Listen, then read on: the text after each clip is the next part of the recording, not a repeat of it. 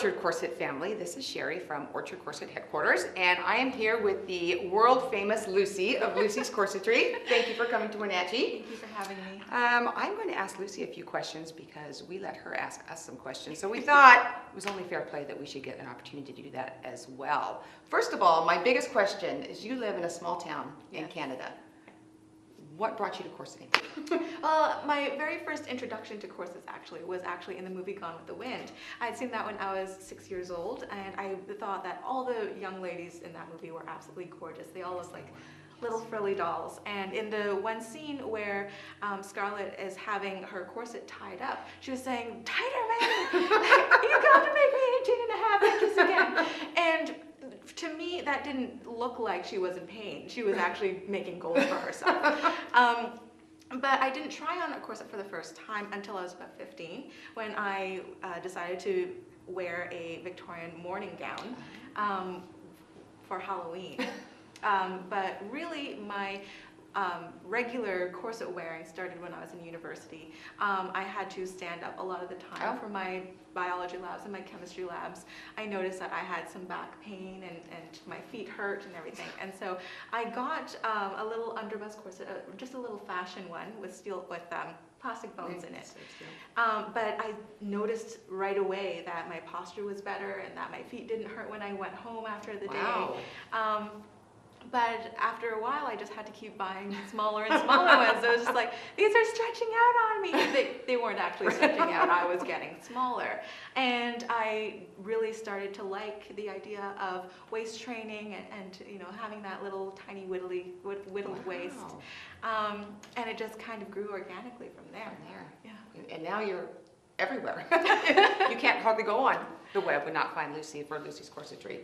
My other question is, what is one of the more common questions that you get? I know that you provide some consulting to some of your clients. You also make custom-made corsets.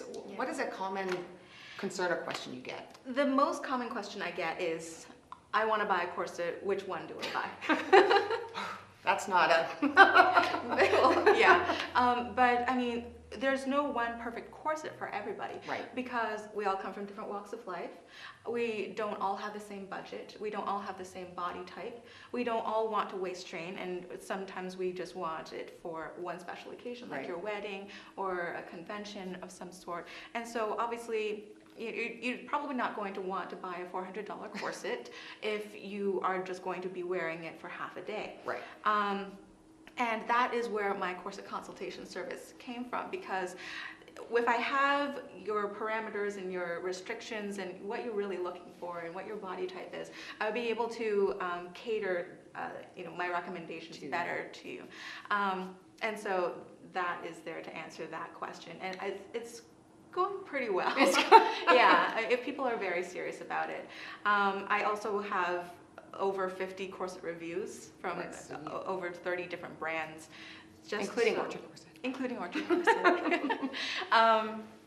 So people can really see how corsets look on a person, actually look at it from the inside, open it up, and see what they're really made of, what they're all about, so you can really understand what you're getting. What goes into it, which we've learned a lot about having you here these last couple of days. My next question for you is, what is the best advice you can give to somebody brand new that wants to try corseting? Watch my videos. Well, that probably is really excellent advice. Lucy has great videos. I have over 200 videos just on corsets, and I try to cover the entire spectrum of questions being asked. Anything from how to make my waist permanently smaller to how to buy a corset either when you're walking into a store or online.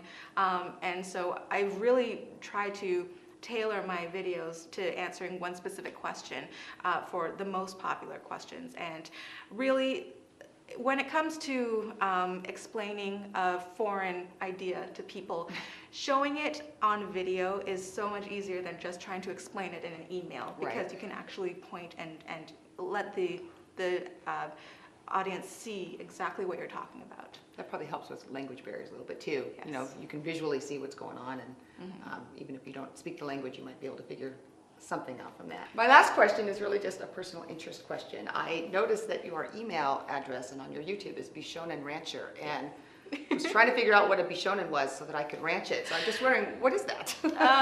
It is, well, the term Bishonen is a Japanese term for basically a young, pretty male, like kind of like a pretty boy. So if you were to consider what Johnny Depp looked like when he was younger, or Brad Pitt, yes, exactly. Not very rugged, handsome, but a very pretty, delicate sort of attractiveness, and that is very popular in Japanese culture. So much that people do fan art. Bishonen is, it's often animated as well. Right. Actually, it's more commonly animated. And this is embarrassing.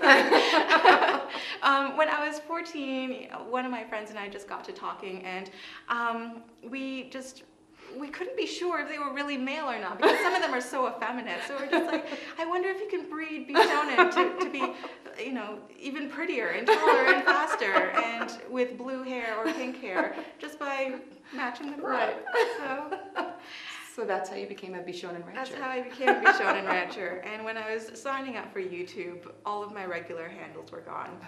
So I just typed that in, and You it figured stuck. that was safe, huh? Nobody probably had that I one. never intended to start doing videos under this name. Well, I think it's entertaining. That's funny. Well, thank you so much for coming, Lucy. Thank you for thank having you me. for having this interview.